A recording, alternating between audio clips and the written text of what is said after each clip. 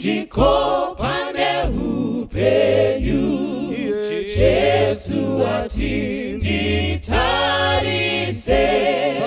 pasine pfuma nezvenhando, pamberi ndoona zvakanaka.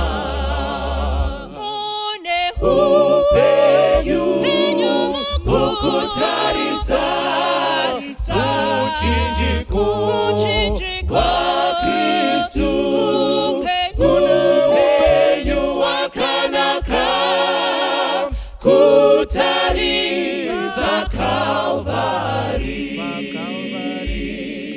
Apo ndakamutarisa Jesu, iye akanyemwerera kuti ndava mumatambudzo, muchinjiko unondisimbisa.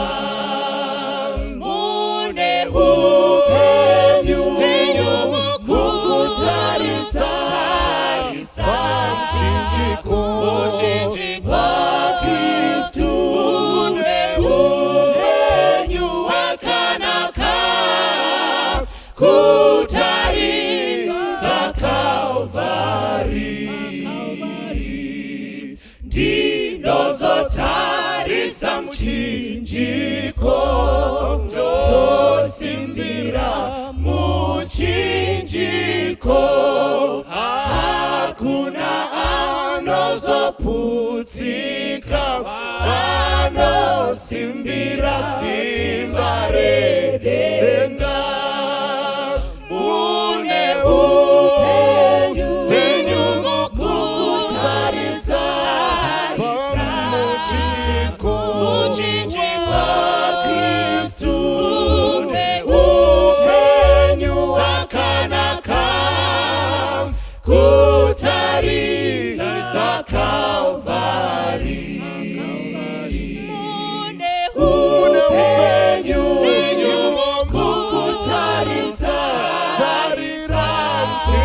muchinjiko waKristu, upenyu wakanaka kutarisa Kalvari. Mune upenyu mukutarisa muchinjiko waKristu, upenyu wakanaka kutarisa Kalvari.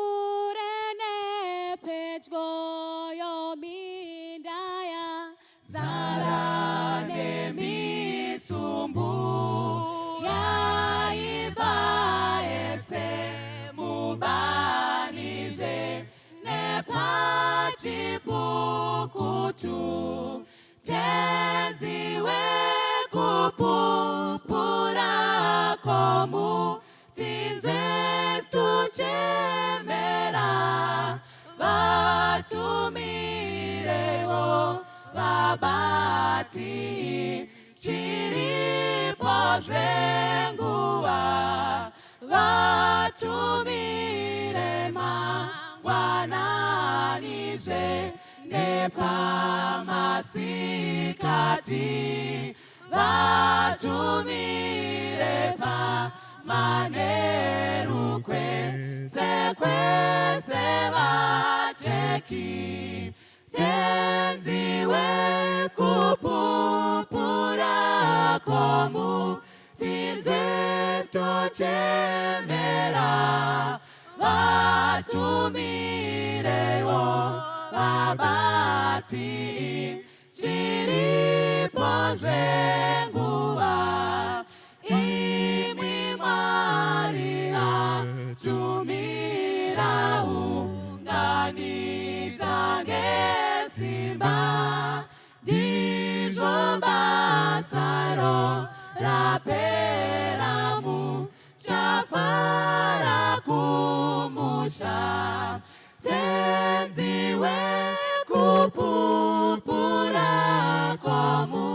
tinzwe tochemera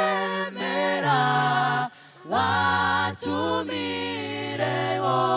labati chiripo zvenguva. Ndokukwasai vana vaMwari muzita raJesu. Toda kutenda Mwari zvikuru mukati menguva dzino nekuda kwerudo rwaatiitira kuti tigone kudzidza kubva mukati meshoko rake sekunyungurwa kwako rakaita. Shoko raMwari rinopa upenyu kune vaakupererwa neupenyu, rinopa tariro kune vese vane tariro inenge yamedzwa nenyika. Mukati menguva dzino toda kuenda mubhuku yaLuke chapter 24. Bhuku yaLuke chapter 24 ndo bhuku kana kuti chapter yekupedzisira mukati mebhuku raLuke. Luke paanonyora bhuku iri anonyora zvikuru sei akanangana nenyaya yeupenyu hwaKristu hwaakararama pasi pezuva. Jesu achirarama kubva pakuzvarwa kwake, kutsvaga kwake vadzidzi, zvese zvakanangana neupenyu hwake, dzamara achizofa, Luke anonyora nezvazvo. Now, vanonyora pamusoro paLuke vanoti Luke akanga asiri muJudha. Nedzimwe nzira Luke akanga ari mugurupu kana kuti muboka revanhu vaifungidzirwa kuti vari kure naMwari nengari yekuti vakanga vasiri vaJudha vari vaGiriki.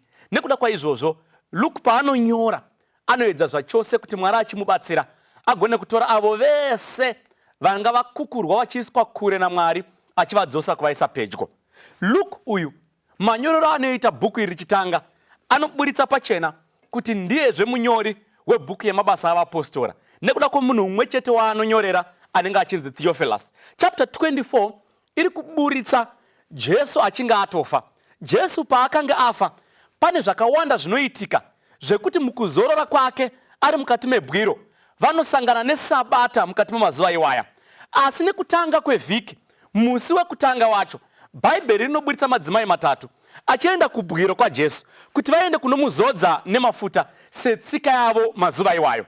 Now, vanoti vaenda vanosvika, Bhaibheri rinoburitsa pachena bhuku yaMaki mwanonyora pamusoro pezvaJesu inoburitsa vari munzira vachitaurirana kuti ndianiko achabvisa ibwe zvataakuenda kubwiro. Asi Luke haana rekodhi iyoyo. Anoburitsa madzimai achitonosvika, chiripo ripotyo vanoona guva rakavhurika, vaona rakazaruka, mwoyo yavo inonetseka nekuti ibwe rakanga rakakura zvekuti rainetsa kubva kwaro. Pavanosvika vachitarisa mukati wanike Jesu hamuna. Bhaibheri rinoburitsa madzimai achita saakudzokera, anosangana nevarume vairi. Asangana nevarume vairi vanovabvunza munotsvagireiko vapenyu kuvakafa. Nekuda kwaizvozvo vaudzwa zvese zvakanangana nekumuka kwaJesu vanodzokera. Ndokunotorana Simon Peter vakauya vachimhanya ndokuona zvishuwa Jesu hamuna. Mukati mezuva ranhasi pfungwa yedu huru yatiri kuda inotangira pavhesi 13. Bhaibheri shoko raMwari rinoti pazuva irero vamwe vaviri vavo vakanga vachienda kumusha wainzi Emmaus, wakanga uri kure neJerusarema mastadhiana 60. Verse 14. Vakanga vachitaurana pamusoro pezvinhu zvose zvakanga zvaitika. Verse 15. Zvino vakati vachitaurirana nokubvunzana, Jesu amene akaswedera akafamba navo. Bhaibheri shoko raMwari riri kuburitsa varume vairi vachifamba kubva Jerusarema vachienda kuEmmaus. Zvavaifamba munzira, Bhaibheri riri kuti vaitaura asi nyaya dzavo dzakanga dziri dzaJesu. Distance yekubva kuJerusarema kuenda kuEmmaus kwavaenda about 7 miles. Bhaibheri rinoti mastadia ana 60. Nzwendo dzavakafamba dzakanga dzakareba. Asi Bhaibheri pano riri kuunza chitsvambe kuvanhu vazhinji vari mukati meupenyu hwechiKristu. Nekuti varume ava vari vairi vakafamba rwendo rwakakura, asi Bhaibheri rinoti pavaitaurirana vaitaura zvaJesu. Kune vanhu vazhinji vakatiteerera vekuti mukavapa mukana wekufamba mamita mashoma vanofamba vachinyeya vanhu.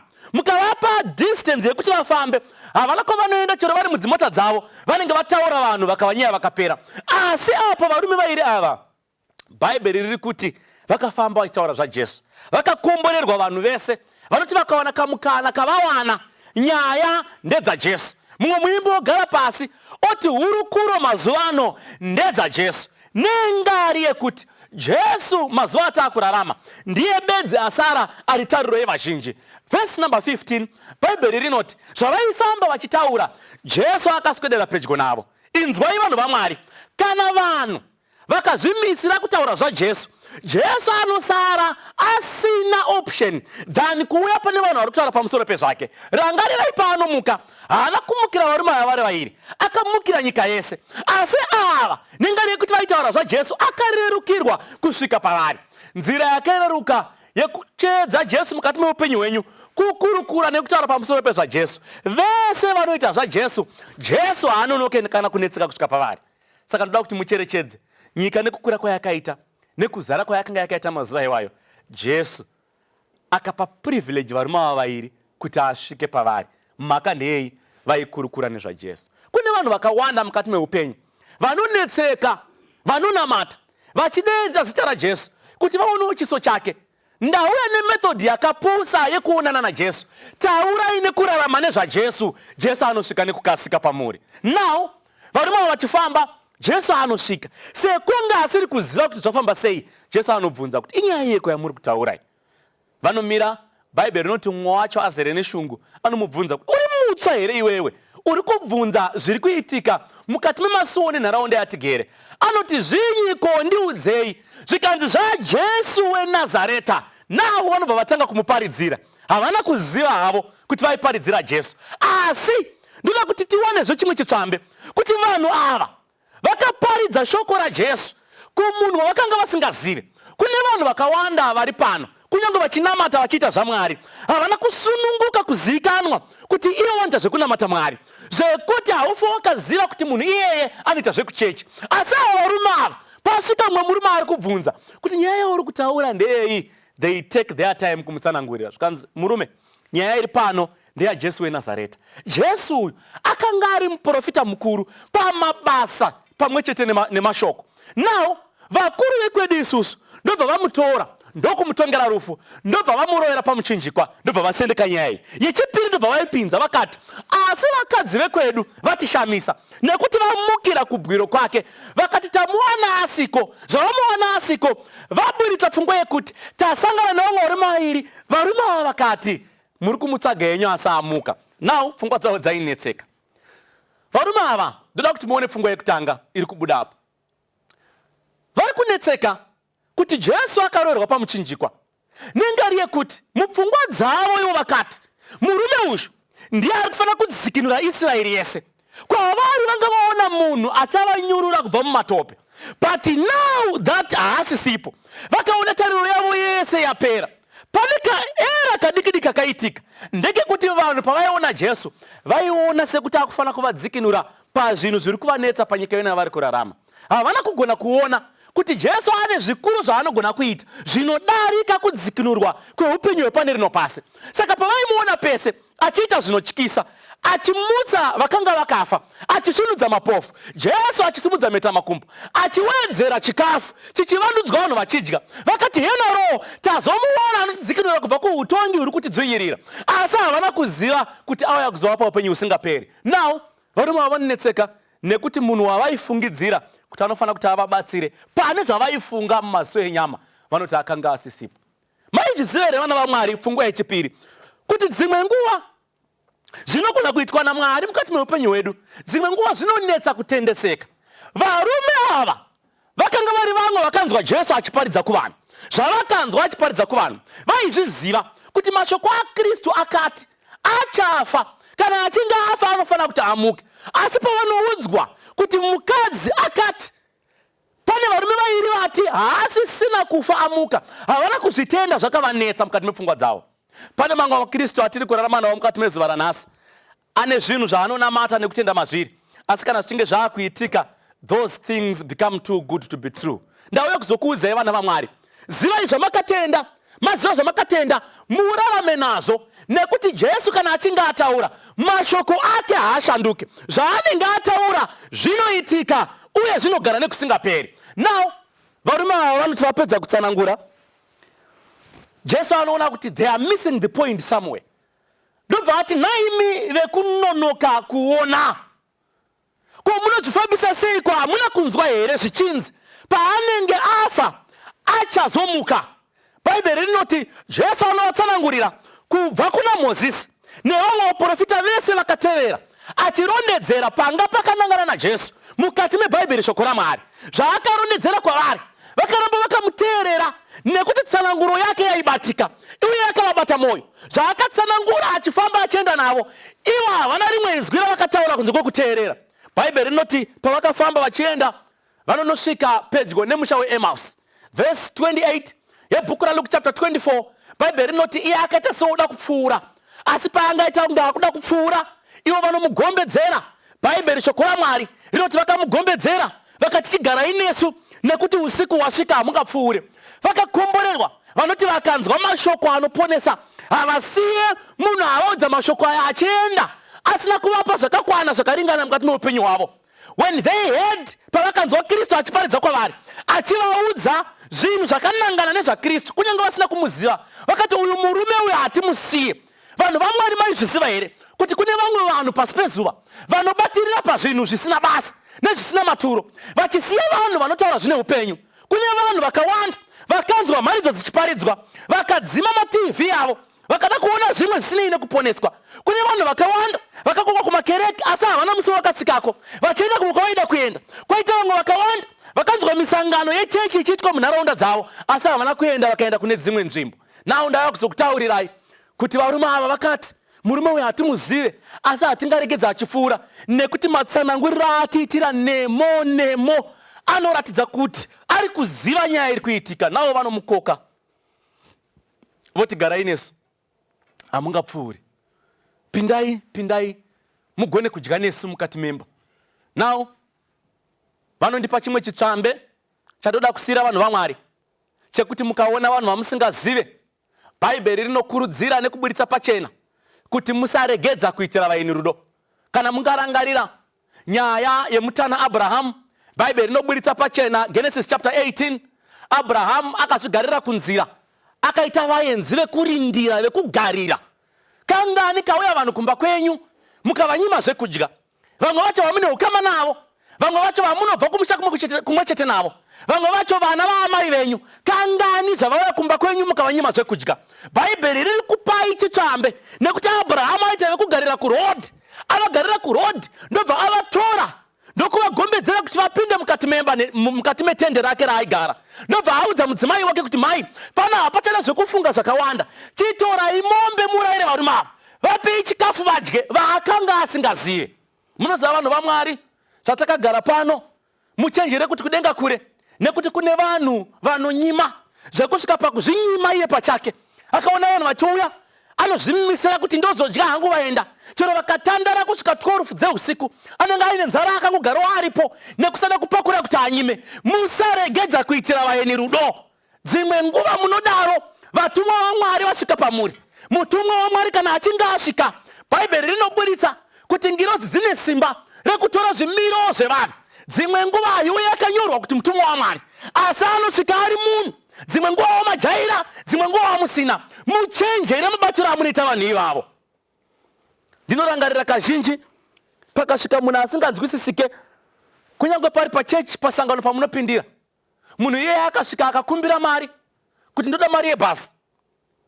Vanhu vanoona kuti munhu iyeye asati apiwa mari yebhasi avhetwa akaonekwa kuti anorevesa here kana kuti ari genuine, mari yaari kuda dzimwe nguva idhora. Asi nevamwe vane hunyanzvi hwekushanda kumabasa kwavanoshanda kwekuferefeta nyaya, ndo vanodedzwa chechi yochombomira kuti vauye kuzoongorora kuti ari kutaura idi here, achivheterwa dhora. Musakanganwa kuita vaeni rudo. Dzimwe nguva chero akanyepa zvaa zvake naMwari wake, imi itirai vaeni rudo. Dzimwe nguva vanhu vaMwari kakawanda katapotsa kekuti vanhu vanobva patiri vachiti pamba apa handidzokere futi uye handitsikepo zvekare.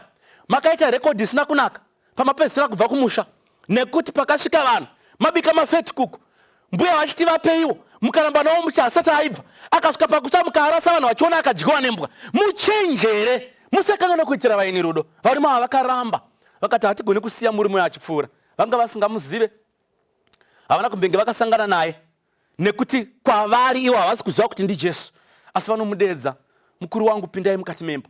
Jesu anopinda navo mumba, apinda mumba, Jesu haachinjwe nekuti aenda papi, zvaari ndo zvaanogara ari. Bhaibheri rinobuditsa Jesu achitora chingwa ndokuchimedura ndobva arayira arayira apedza kunyengetera anovapa kuti vadye. Varume avo pavanopedza kunodya, Bhaibheri rinoti meso avo akasvinudzwa, vakaziva kuti ndiye, asi akabva anyangarika. Vanhu vaMwari, Jesu akaita rotini kana kuti zvaaisigara achiita zvakaita kuti vanhu vagone kumuziva. Izwi zvinodaro vakatadza kuriziva, chimiro chake vanogona kudaro vakachipotsa, asi maitiro ake neunhu hwake vakauziva kuti anotora chingwa achimedura achinamata achipa vamwe ndiJesu. Imi muri munhu werudzi asingazivikanwe nemabasa. Bhaibheri zvariri kuburitsa chiso chinogona kunaka asi hachina zvachinobatsira. Zvinogona kudaro chimiro chiri right asi china zvachinobatsira karekta kana kuti unhu hwenyu nemaitiro enyu akakosha. Ndo zviri kuparidzwa naJesu pano. Saka anoti adaro amedura chingwa ndobva vamuziva akati maiwe. Mumwe wacho zvinonzi neBhaibheri shoko raMwari anobvunza oti kweiwewe kuisati muido haina kutsa neiko vakomana kakufamba naye rwendo rwese apa panondityisa kunyange ndichipafarira. Vakafamba varume for 7 miles asi havana kuziva kuti vana Jesu. Dai vakanga vakaziva vakomana ndo vanga vaita first privilege yekuziva kuti Jesu amuka vachimuona, nekuti mamwe madzimai akaenda kubwira. Pamwe pacho Bhaibheri rinorekodha richiburitsa Jesu achisanganikwa naye nevamwe, asi pamwe pacho vachisangana nengirozi, asi apa pasina zvekudai nekunetseka nekudii, achifamba ari mbune ari pano pasi pezuva. Varume vangaita rombo rakanaka, vangadai vane rekodhi inotyisa, ndivo vangadai vakaudzwa experience yekufa kwake nekuzonaretera vamwe. Asi rombo rakaipa havana kumuziva for 7 miles. Kangani kamafamba naJesu mukasamuziva? Ajoina nzendo dzenyu ngani mukange muinaye asi mukasamuziva, mukatozosiya achienda? I'm glad kuti pakupedzisera varume ava vanozoziva kuti uyu ndiJesu man. Ndokuzomhanya kuenda Jerusarema. Kwanga kuine vadzidzi vakaungana zvikanzi varume, zvese zvaitaurwa zviya musanetseke, amuka tamuona isusu nemaziso edu. Kunyange zvenyu musati mamuona tadisu tamuona. Saka vakakomborerwa vese vanoti kunyange vakamboita sevasina kuziva Jesu, pakupedzesera vanozomuziva kuti ndiye. It's a privilege and an honor kuzoziva Jesu zvaakanakira. Anoti auya kumunda kuseni nazoya zuva rakupera wese dinari. Ndinokoka vanhu vaMwari kuti kunyange mukafamba rwendo rwakakura naKristu mukasamuziva, ko pakunopedzesera pacho madii machimuziva. Zvakakosha uye zvinokubatsirai. Tarisai nyuzi dzatakurwa nevarume ava, havana kunge vamuziva asi vazomuziva. Ndo vaakutonoudza vadzidzi kuti varume, tinoziva kuti imi vana Simon Peter ndimi amuri pedyo naye, nana James nana John, maifamba naye Transfiguration ndimi makaenda naye mugomo, pakafidwa 5,000 ndimi maisundira vanhu kure muchivagarisa zvakanaka kuti muvagovanise, asi tamuona imi musati mamuona. Jesu anogona kuzviita izvozvo kuti munhu waMwari afamba upenyu husina Kristu kwenzendo refu agoita kuti umuzive pakupedzisira kana muchida henyu. Varume ava vanga vaine option yekuti ndiJesu werudzi wekuti kana akauya pavanhu obva adisapia oenda. They could have chosen not to tolerate such a Jesus. Asi Bhaibheri rinondishamisa nekuti pavakaziva kunyange wanga wa usiku vakasimuka vakamhanya kudzokera kuJerusarema kunoparidza nezvake. Hapana anosangana naJesu akasara akadaro. Jesu ari willing kusvikira munhu wese, akasvika pavarume veEmaus vanongonyorwa ipapa chete, ipapa ndopavanonyorwa muBhaibheri rese. Vamwe vadzidzi vese vakanyorwa machapta ese, havasiro vakatanga kutosvikirwa, akasvikira ava. Jesu ane chipo chekusvikira munhu wese. Kana achinge asvika, kunyange rwendo rukareba musina kumuziva, he is very patient. Dai Jesu ari munhu, dai akaramwa kuti varume ava havasi kutonyatsogona kunyareta nyaya yangu, apa ndafamba navo havasi kundirealize kana kundirecognize, aigona kubva oenda kunoona vamwe, asi haana kudaro akaramba aripo. Jesu ane hanya nesu. Zvaaine hanya nesu, ane moyo murefu. Kunyange tikaita vanhu vewawa, tikafamba rwendo rwewawa, iye anenge aringori pachititeera nekuti ada kutiponesa. Kunyange tikaita vanhu vemabhawa, vanhu vekumuka tichiroya usiku, rwendo urwo chero rukareba, sevarume veEmaus, Jesu ari pedyo chete. Munamato wake achingoti dai waro achizondiziva. Vakakomborerwa pakupedzisera, vanoti vafamba rwendo rwakareba, Jesu ari pedyo vasina kumuziva, vozoziva kuti uyu ndiye Ishe watanga takamirira, muponesi wedu, mudzikinuri panguva dzese dzekutambudzika. Hamungadiwo here Jesu akadai, wekuti kunyange zvakaoma kudaro anomira nevanhu vake. Chaanoda kuti munhu wese ari pedyo neari kure asvike pakuona chiso chake. Kana achinge adaro Jesu, oziva kuti zvaringana nemwoyo, nekuti chaakauya kuzoita kutsvaga nekuponesa chakarasika. Aripo here akarasika? Jesu ari pano kudzikinura. Aripo here afamba rwendo rurefu asingazivi kuti uyu ndiJesu, asi aripo ake. Ndauya kuzokutaurira munhu waMwari kuti Jesu achine hanya newe. Nekudaro ari kutsvaga kuti umuzive. Kana wamuziva, upenyu hobva hwashanduka. Mwari akukomborerei, akuitirei zvakanaka. Amen.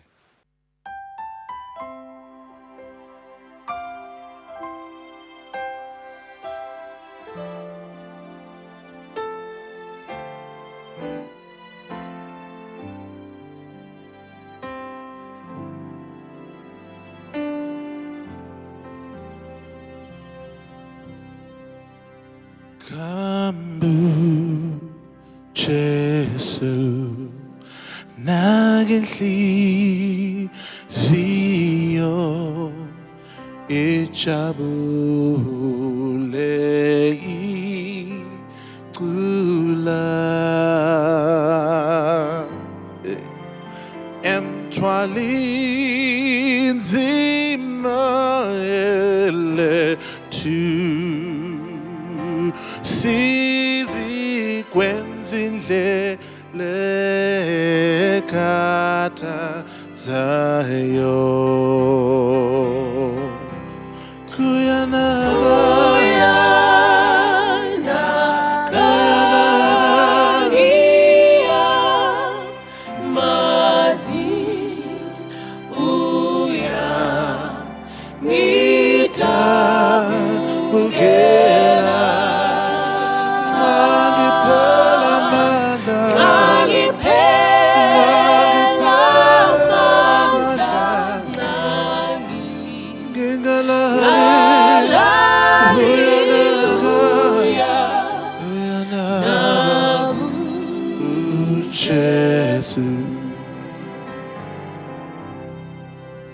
Kambu Jesu nagendlela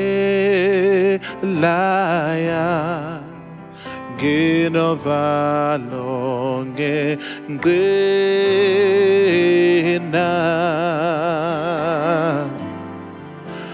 kumnyame mini sekuhwam gele kambuso ndele duze kwam uyanaka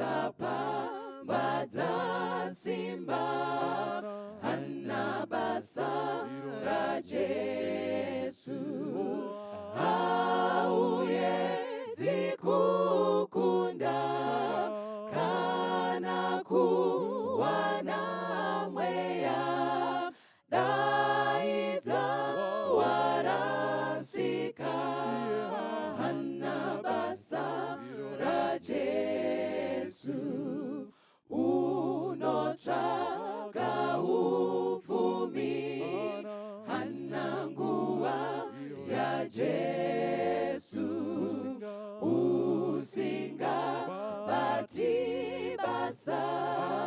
hana nguva ya Jesu. Rufaro neupfumi ndizvo zvirohunoda kuedza kuzvifadza. Hana nguva ya Jesu watakura zvenando. Hana mchero wa Jesu hauna bamisumbu. Hana mchero wa Jesu hauna kana chiro.